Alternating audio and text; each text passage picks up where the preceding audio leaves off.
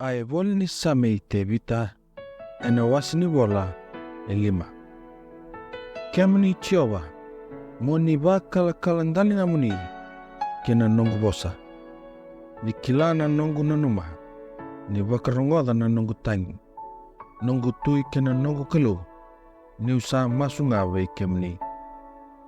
Ichiowa konena rongoda nandumungu ena mataka.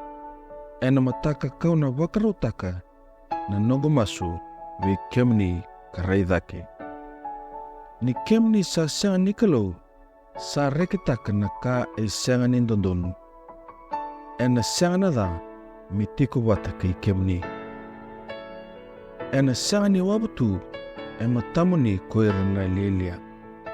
Ko ni sa dhati rakedinga ersa kitaka na ivalavala. Kemni na vakurusa ira ersa vosa lasu.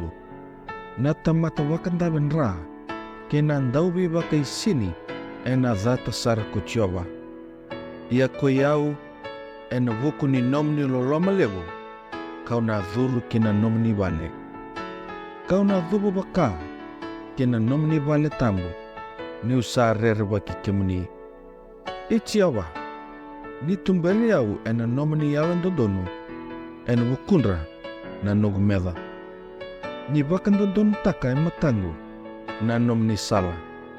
Ni sa senga na kandina ena ngusunra. Sa dha sara na lumandra. Ai mbulu sa andolo tu na nonra i tilo. Ersa andau veidabilaki ena emendra.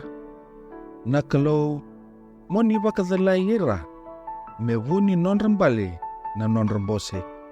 Vakasebi ira ena vuku ni nonra ivalavala e vunga. Nirsa andau talain renre vei kemni. Ia mere rekinga kerekere sa vakararabi vei kemni. Mere sera vakandomo ilevunga ka senga ni mundu ni kemni na vakarurungira. Mere maru taki kemni koera salomana na edamni.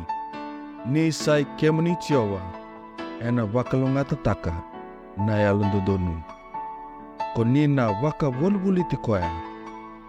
Ena loloma mebuka ena isasambai.